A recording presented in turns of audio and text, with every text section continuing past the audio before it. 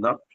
మత్తయి సువార్త 27వ అధ్యాయము 45, 46 వచనాలు ఒకసారి మనం చదువుకుందాం. మత్తయి సువార్త 27వ అధ్యాయము 45, 46 వచనములు.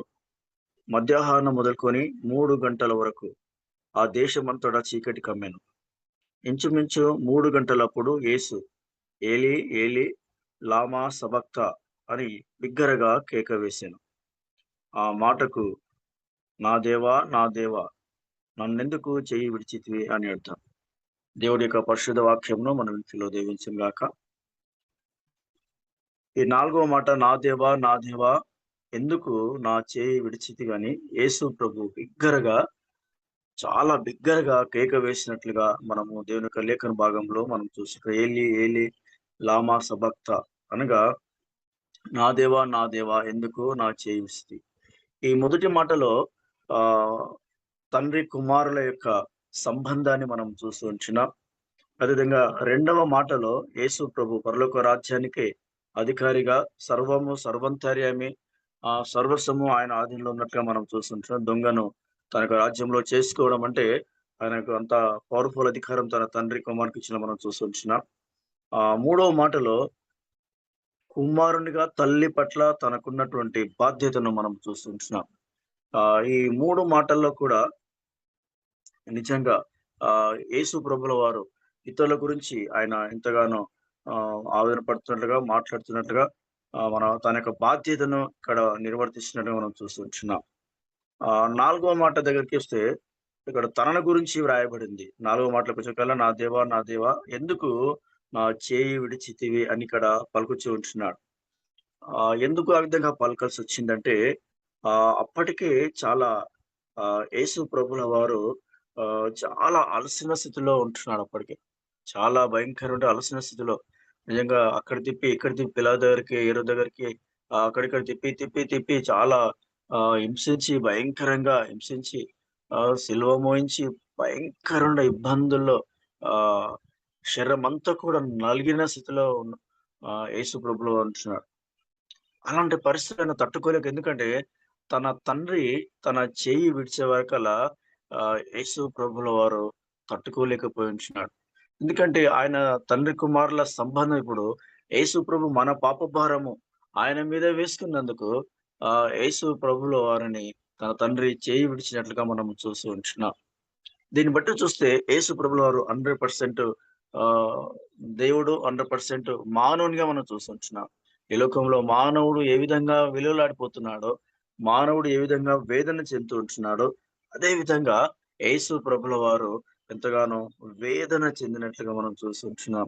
ఆ వేదన బట్టి తట్టుకోలేనటువంటి ఆ మనస్సుతో, తట్టుకోలేనటువంటి ఆ హృదయంతో నిజంగా ఆ బాధతో నా దేవా ఒక మానవునిగా దేవుని ఏ విధంగా తాను దేవుడైండి కూడా మనము దేవుని ఏ విధంగా బ్రతిమలాడుకుంటామో యేసు ప్రభుల వారు కూడా నా దేవా ఎందుకు నా చేయి విడిచితివని ఎంతగానో వేదనతో కూడిన మాట పలుకుతున్నట్టు మనం చూస్తుంటున్నాం. మార్క్స్ 15:19 గమనించైతే అక్కడ ఆ రెల్లుతో ఆయన యొక్క తల మీద కొట్టిరి, ఆయన యొక్క ముఖం మీద ఉమ్మి వేసిరి, మోకాళ్ళుని ఆయనను అపహసించినట్లుగా మనము దేవుని యొక్క లేఖన భాగంలో మనం చూస్తుంటున్నాం. ఆయన భయంకరంగా కపాలమున్న స్థలానికి గోల్గొతా కపాలమున్న స్థలానికి ఆయనను ఈడ్చుకుంటూ తీసుకొని వెళ్ళినట్లుగా భయంకరంగా హింసిస్తూ తీసుకొని వెళ్ళినట్లుగా మనం చూస్తుంటున్నాం. ఇంత భయంకరమైన వేదన నిజంగా యేసు ప్రభుల వారు పొంది ఉంటున్నారు. నిజంగా ఆ విధంగా మాట పలకడానికి నిజంగా యేసు ప్రభుల వారిని అంతకుముందు కొరడా దెబ్బలు కొడితే కొరడా గంట వాళ్ళు తయారు చేసిన కోళ్ళు ఎట్లుంటాయంటే అది వీపు మీద ఆ కొరడా పడ్డ తర్వాత దాదాపుగా ఇంత కండలు మాంసము ఆ కొరడాకు పీక్కొచ్చేదంట. అంటే రోమా ప్రభుత్వం వాళ్ళు అలాంటి కోడాలు తయారు చేయించారు. వాళ్ళు కుట్టేటటువంటి ఆ యొక్క కట్టెలు ఎట్లుంటాయంటే ఇప్పుడు 6 mm చీకులు లెక్క ఉంటాయి. అటువంటివి ఒక చిక్కకు వాళ్ళు ఫిట్ చేసి అవి దాదాపుగా 3, 4 ఇంచులు ఎక్కువనే ఉంటాయి ఇంచులవి. మన చిటికెన వేలంత మందం ఉంటాయి ఆ సీకులు. అటువంటి కట్టెలకు ఆ విధంగా తయారు చేసి, ఆ విధంగా ఫిక్స్ చేయించి యేసు ప్రభుల వారిని కొడితే అవి దాదాపుగా వీపు మీద కొట్టినప్పుడు దగ్గర 3, 4 అంగుళాల లోపలికి సీకులు యేసయ్యకు వీపులో దిగినాయి. అంటే అంత భయంకరంగా ఆయనను హింసించారు. అప్పుడు నిజంగా తట్టుకోలేక నిజంగా ఆయన ఏ పాపము చేయలేదు కానీ, మన పాపముల నిమిత్తము, మన పాప భారము ఆయన మీద వేసుకున్నప్పుడు తండ్రి ఆయన పరిశుద్ధుడు కాబట్టి, ఆయన గొప్ప దేవుడు కాబట్టి తన సొంత కుమారుని కూడా ఆయన విడిచిపెట్టలేదు. తన చేయి విడిచినట్లుగా మనము దేవుని యొక్క లేఖన భాగంలో మనం చూస్తుంటున్నాం. ఇదంతా నీ కొరకు, నా కొరకు మాత్రమే యేసయ్య చేసినట్లుగా మనం చూస్తుంటాం. ఎందుకంటే ఆయన ప్రేమ ఎంతో గొప్పది. ఆయన గొప్ప ప్రేమ మన పట్ల చూపిస్తూ ఉంటున్నాడు. కాబట్టి నీవు అందరూ కూడా మనం గుర్తించాలి. దావీదు మహారాజు కూడా కీర్తన 22వ కీర్తన మొదటి వచనంలో నా దేవా, నా దేవా నీవు నన్నేల విడనాడుతివి అని ఆయన కూడా వేదనతో ఈ మాట పలుకుచున్నట్లుగా మనం చూస్తుంటున్నాం. యేసు ప్రభుల వారు మన పాప భారమంతా కూడా ఆయన మీద వేసుకొని నీ కొరకు, నా కొరకు ఎంతో భయంకరంగా హింస పొందాడు. చివరికి తన ప్రాణాన్ని బలిగా అర్పించడం మనం చూస్తుంటున్నాం. యేసు ఇంచుమించు 3 గంటల సమయంలో ఆయన ఈ మాట పలికినట్లుగా భయంకరమైన పెద్ద కేక వేసి, ఈ మాట పలికి తన ప్రాణాన్ని వదిలినట్లుగా మనము దేవుని యొక్క లేఖన భాగంలో మనము చూసొచ్చినాం. నిజంగా చాలా పెద్ద కేక వేసినంటే ఒక మానవునిగా ఎంత బాధ ఉంటే, ఎంత విలవిలలాడిపోతూ నిజంగా ఆ మాట పలికి ఉంటున్నాడో ఒకసారి జ్ఞాపకం చేసుకోవాలి. మన ఎవరి కోసం ఈ వేదన పొందాడు యేసయ్య అంటే యెషయా గ్రంథము 53, 5, 6 వచనంలో చూస్తే అక్కడ మన అతిక్రమములను బట్టి అతడు గాయపరచబడెను. మన దోషములను బట్టి నలుగగొట్టబడెను అన్న మాట మనం చూస్తుంటున్నాం. ఇంత భయంకరమైన వేదన, తట్టుకోలేనటువంటి హింస, ఎంతో ఆయాసకరమైన బాధ అనుభవించడానికి ముఖ్యమైన కారణం ఏందంటే, నీ పట్ల, నా పట్ల ఆయనకున్నటువంటి ప్రేమ. యేసయ్యకున్నటువంటి ప్రేమ. అంత గొప్ప ప్రేమ యేసయ్య నీ పట్ల, నా పట్ల ఆయన చూపించడం మనం చూసుంటున్నాం. నిజంగా ఆ హింస ఎవరు కూడా భరించలేరు. ఎవరు తట్టుకోలేరు. కానీ యేసయ్య కేవలము మన నీతి కార్యం కాదు, మన మంచితనం కాదు కానీ, కేవలము తన ప్రేమను బట్టే, మన పట్ల యేసయ్యకున్న ప్రేమను బట్టే నిజంగా మన కొరకు అంతగా వేదన చెందాడు.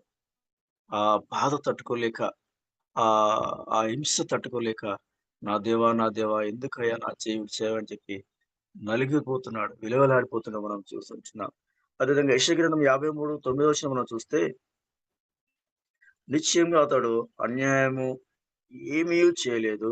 అతని నోట ఏ కపటమునో లేదు అన్న మాట మనం చూస్తుంటున్నాం. అతని నోట ఏ కపటమునో లేదు. ఆయన లోపల ఏ కపటం లేదు. ఆయన లోపల ఏ పాపం లేదు. ఆయన లోపల దేవునికి అయిష్టమైంది ఏది కూడా లేదు. ఆయన బ్రతికిన రోజులు పరిశుద్ధంగా, పవిత్రంగా బ్రతికాడు యేసయ్య. ఎంతో పరిశుద్ధంగా, ఎంతో పవిత్రంగా యేసు ప్రభుల వారు ఈ భూలోకంలో ఉన్నన్ని రోజులు 33.5 సంవత్సరములు ఎంతో పరిశుద్ధంగా, పవిత్రంగా బ్రతికాడు. కానీ ఇంత వేదన పొందాల్సినటువంటి పరిస్థితి ఎందుకొచ్చిందంటే, నిన్ను ఆయన ఎంతగానో మనమందరం కూడా నరకంలో పడవేయబడకూడదని, నరకంలోకి మనము వెళ్ళకూడదనేటటువంటి ఆ మంచి మనసుతో నీ కొరకు, నా కొరకు తన ప్రాణాన్ని బలిగా అర్పించడం మనం చూస్తుంటున్నాం. ఆయన చనిపోయినప్పుడు సృష్టి కూడా తట్టుకోలేకపోయింది. సృష్టి కూడా చూడలేకపోయింది. మొత్తం ఆ దేశమంతటా చీకటి కమ్మెనని దేవుని యొక్క లేఖన భాగంలో మనము చూస్తుంటున్నాం. 45 వచనంలో మధ్యాహ్నం మొదలుకొని 3 గంటల వరకు ఆ దేశమంతటను చీకటి కమ్మెను అన్న మాట మనం చూస్తుంటున్నాం. ఆ దేశమంతటను చీకటి కమ్మెను. సృష్టి కూడా యేసు ప్రభుల వారి యొక్క హింసను చూడలేకపోయింది. తట్టుకోలేకపోయింది. అంత వేదన. అందుకే గెత్సేమనే తోటలో యేసు ప్రభు ప్రార్థన చేస్తున్నప్పుడు తండ్రి నీ చిత్తమైతే ఈ గిన్నె నా నుంచి తొలగించు. అది నా ఇష్ట ప్రకారం కాదు. నీ ఇష్టమైతేనే, నీ చిత్తమైతేనే ఈ గిన్నె నా ఎదుట నుండి నీవు తొలగించు తండ్రి అని యేసయ్య ఎంతగానో ప్రార్థన చేసి ఎందుకంటే ఆయనకు తెలుసు యేసయ్యకు ఆ గిన్నె ఎంత చేదుగా ఉంటదో, ఎంత భయంకరంగా ఉంటదో, ఆ హింస ఎంత భయంకరంగా ఉంటదో యేసయ్యకు తెలుసు. అందుకే తండ్రి నీ చిత్తమైతే గిన్నె నా యొద్ద నుంచి తొలగించు. ఒకవేళ అనుకోవచ్చు, నా తండ్రికి ఒకవేళ గిన్నెని తొలగిస్తే బాగుంటుందేమో, ఇంత భయంకరమైన బాధ నుంచి నన్ను ఈ గిన్నె తీసేస్తే బావుంటదని కొంచెం చిన్న ఆశ ఉండవచ్చు. ఎందుకంటే 100%గా మానవునిగా యేసుప్రభువు ఇక్కడ మనకు కనిపిస్తూ ఉంటున్నాడు. 100% దేవునిగా మనకు కనిపిస్తూ ఉంటున్నాడు. కాబట్టి అంతగా ప్రేమిస్తున్నటువంటి ఆ దేవాతి దేవునికి మన హృదయంలో ఎల్లప్పుడూ మంచి స్థానం ఇచ్చి మనము దేవుని గనపరచాలని దేవుడు ఎంతగానో ఆశీస్సులు మనం చూస్తుంటున్నాం. అపొస్తలుల కార్యాలు మొదటి 18 వచనంలో యేసు ప్రభుల వారిని అప్పగించినటువంటి ఇస్కరియోతు యూదా నిజంగా ఉరి వేసుకున్న తర్వాత అతని పేగులు బయట పడినట్లుగా మనము చూస్తుంటున్నాం. ఇస్కరియోతు యూదా దేవుని దగ్గర యేసు దగ్గరనే ఉంటూ, యేసుతో ఉంటూ, ఆయనతో కలిసి బస చేస్తూ, ఆయనతో కలిసి అన్ని అద్భుత కార్యాలు చూశాడు. ఆయన వెంబడించాడు. ఆయన ఎక్కడికెళ్ళి అన్నీ చూశాడు. అన్నీ కళ్ళారా చూశాడు. అయినప్పటికీ కూడా యేసు ప్రభుల వారిని సిలువకు అప్పగించి మనం చూసొచ్చున్నాం. నీ కొరకు, నా కొరకు కూడా యేసయ్య ఇంతగా త్యాగం చేస్తే, ఇంతగా తన యొక్క శ్రేష్టమైన రక్తమును మన కొరకు ధారపోస్తే, ఎంతగానో హింస పొందితే, ఎంతగానో నలిగిపోతే, నిజంగా మనం ఏం చేస్తున్నామంటే, ఇస్కరియోతు యూదా మాదిరిగా మన జీవితాలు ఉంటున్నాయి. దేవుణ్ణి మళ్ళీ మళ్ళీ సిలువకు అప్పగించేటటువంటి జీవితాలు మనలో ఉంటున్నాయి. నీ కొరకు, నా కొరకు యేసయ్య మళ్ళీ మళ్ళీ కూడా సిలువకు అప్పగించబడడానికి ఆయన సిద్ధంగా ఉన్నారు. ఎందుకంటే అంత ప్రేమ మన పట్ల యేసయ్య చూపిస్తున్నట్లుగా మనం చూస్తుంటున్నాం.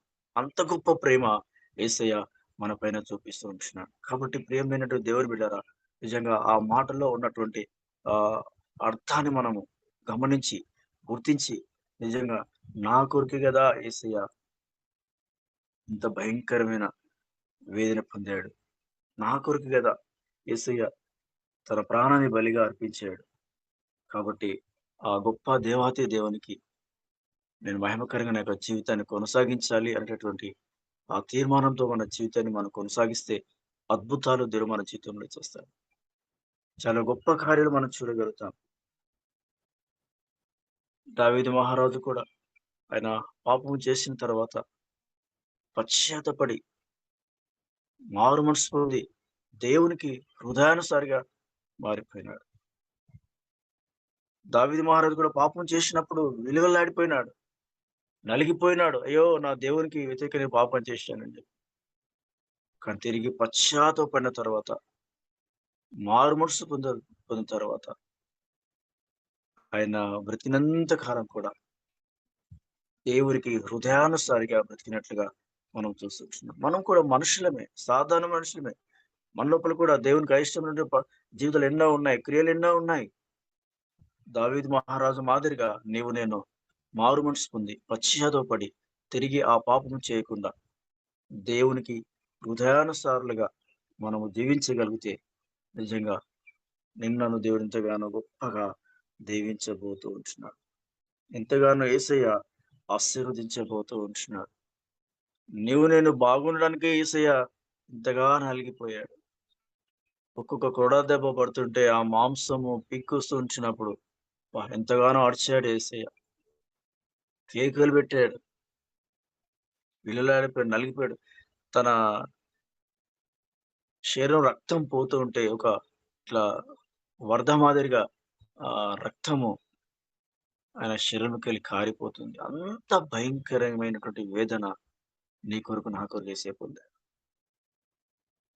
మన పాప భారం అంతా కూడా ఆయన మీద వేసుకున్నందుకు తన తండ్రి అయిన దేవుడు తన చేతిని విడవాల్సిన పరిస్థితి వచ్చింది. మన యేసయ్య మన చేతి విడవకుండా మనం బ్రతకాలంటే నిజంగా ఆయనకు మహిమకరంగా మన జీవితాన్ని మనము కొనసాగించాలని దేవుడు మనతో జ్ఞాపకం చేసి మనం చూస్తున్నాం. యెషయా గ్రంథం 53వ అధ్యాయం 11వ వచనంలో చివరి లైన్‌లో మనం చూస్తే అక్కడ ఆయన రక్తము చిందించడం ద్వారా మనము నిర్దోషులంగా చేయబడినట్లుగా మనము చూస్తుంటున్నాం. మత్తయి సువార్త 26వ అధ్యాయం 28వ వచనంలో మనకు పాప క్షమాపణ దొరికినట్లుగా మనం చూస్తుంటున్నాం. మనకు పాప క్షమాపణ మనకు దొరికింది. యేసు ప్రభుల వారు చేసినటువంటి ఈ కార్యాన్ని బట్టి, ఆయన చేసిన శిలువ మీద మనకు చేసిన త్యాగాన్ని బట్టి మన కొరకు ఆయన ప్రాణాన్ని బలిగా అర్పించిన విధానాన్ని బట్టి మనకు పాప క్షమాపణ దొరికింది. మనము పాపులుగా ఉన్నటువంటి మనలను నిర్దోషులుగా చేసింది ఆయన యొక్క రక్తం. ఆయన యొక్క మరణము మనల్ని నిర్దోషులుగా తీర్చింది. ఇంత గొప్ప ప్రేమ చూపిస్తున్నటువంటి ఆ దేవాతి దేవునికి నిజంగా నీవు నేను కృతజ్ఞత కలిగి మనం జీవించాలి.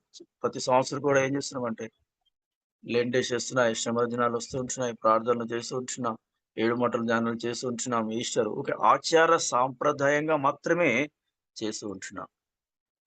కానీ మన హృదయ అంతరంగముల నుంచి రావాలి. దినదినము వ్యక్తిగతంగా, ఆత్మీయంగా మనము ఎదగాలి. అప్పుడే ఆ యేసయ్యకు సంతోషం. ఆచార సాంప్రదాయంగా చేయడం కాకుండా నిజంగా నిజ జీవితంలో మన వ్యక్తిగత జీవితంలో నిజంగా యేసయ్య ఆశించిన విధంగా మన జీవితాన్ని మనము కొనసాగించాలని దేవుడు మనతో జ్ఞాపకం చేసి ఉంచున్నాడు. ఆయన మరణనిష్ట ద్వారా మనము నిర్దోషులుగా మనం చేయబడినాం.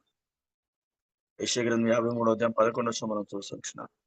ఆయన మరణనిష్ట ద్వారా మనకు తండ్రి అయిన దేవుని దగ్గర మనకు పాప క్షమాపణ దొరికింది.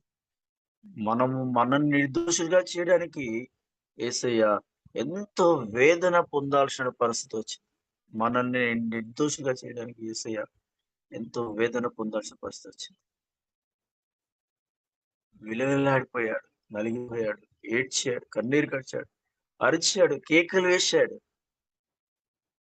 అయినప్పుడు కూడా మన జీవితాలు మారడం లేదు. నీ కొరకు, నా కొరకు అంతగా త్యాగం చేసినటువంటి ఆ దేవాతి దేవుని బట్టి మన జీవితాలు మార్చుకొని ఆయనకు మహిమకరంగా మన యొక్క జీవితాన్ని కొనసాగించాలని దేవుడు మనతో జ్ఞాపకం చేస్తున్నట్లుగా మనం చూస్తుంటున్నాం. కాబట్టి ప్రియమైనటువంటి దేవుని బిడ్డలారా, యేసయ్య నా దేవా, నా దేవా నన్నెందుకు నువ్వు చేయి విడిచితివయ్యా అని ఏలీ ఏలీ లామా సబక్తాని కేకలు వేస్తూ ఆయన పలుకుచున్నాడు. ఎందుకంటే మన పట్ల ఆయన ఎంత ప్రేమ ఉంది కాబట్టి, మన పాప భారం ఆయన మీద వేస్తున్నాడు కాబట్టి తన తండ్రి తన చేయి విడవలసిన పరిస్థితి వచ్చింది. మనమందరం కూడా మన పాపములను బట్టి మన జీవితాలు మన యేసయ్య మన చేయి విడిచిన పరిస్థితులు మనమున్నాం. ఇప్పటికైనా మారుమనసు పొంది పశ్చాత్తాపపడి మన దేవాతి దేవుడు యేసయ్యకు ఇష్టానుసారంగా మన యొక్క జీవితాన్ని కొనసాగించాలి. మళ్ళీ మళ్ళీ యేసయ్యను శిలువకు అప్పగించకుండా మనం పరిశుద్ధంగా, పవిత్రంగా మనం జీవించుదాం. ఎప్పుడైతే మనం పరిశుద్ధంగా, పవిత్రంగా జీవిస్తామో యేసయ్య మరలా శిలువకు వెళ్ళాల్సిన అవసరం ఉండదు. ఎందుకంటే ఆయన ప్రేమామయుడు. మనల్ని శిక్షించడం ఆయనకి ఇష్టం లేదు. అందరం బాగుండాలని యేసయ్య ఇష్టపడుతూ ఉంటున్నాడు. కాబట్టి దేవా యేసయ్య నన్ను క్షమించు నాయన. దావీదు మహారాజు ఏ విధంగా మారుమనసు పొంది పశ్చాత్తాపడి తన జీవితాన్ని మార్చుకున్నాడో, దేవునికి హృదయానుసారిగా తన జీవితాన్ని మార్చుకున్నాడు. దేవుని ద్వారా నా హృదయానుసారుడు అని ఏ విధంగా పలికించుకున్నాడో, అలాంటి మార్పు మన జీవితంలో రావాలి. అలాంటి గొప్ప మార్పు మన జీవితంలో వస్తే, మనం దేవునికి హృదయానుసారులుగా మారుతాం. ఆయన హృదయానుసారులుగా మనం ఉంచినప్పుడు, యేసయ్య మన కొరకు ఈ వేదన చెందాల్సిన అవసరము లేదు. కాబట్టి యేసయ్య నన్ను క్షమించు నాయన. ఇప్పటి నుంచి మా ప్రభువా యేసయ్య, ఆయన నువ్వు చేసిన త్యాగాన్ని జ్ఞాపకం చేసుకుంటూ, నా కొరకు నువ్వు నాయన శిలువ మీద పడినటువంటి ఆ యొక్క వేదన నేను జ్ఞాపకం చేసుకొని, ఇప్పటి నుంచి ప్రభా నీకు మహిమకరంగా నా యొక్క జీవితాన్ని నేను కొనసాగిస్తాను ప్రభు. యేసయ్య నా కొరకు తండ్రి నీ రక్తమంతా ధారపోసిన ప్రభా నీకు స్తోత్రాలు నాయన. నీ బిడ్డగా జీవించడానికి నాకు శక్తిని ప్రసాదించిన ఆయన. నీ బిడ్డగా ఇప్పటి నుంచి ప్రభు నేను జీవిస్తాను ప్రభా. నేను సంతోషపడే బిడ్డగా నేను జీవిస్తాను ప్రభు అని తీర్మానం చేసుకున్న విధంగా మన జీవితాన్ని కొనసాగించిన దేవా ఇప్పటి నుంచి ప్రభా యేసయ్య నేను నిన్ను ప్రభా సంతోషపరుస్తానయ్యా.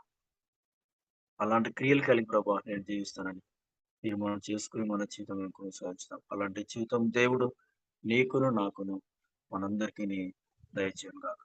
ఆమేన్.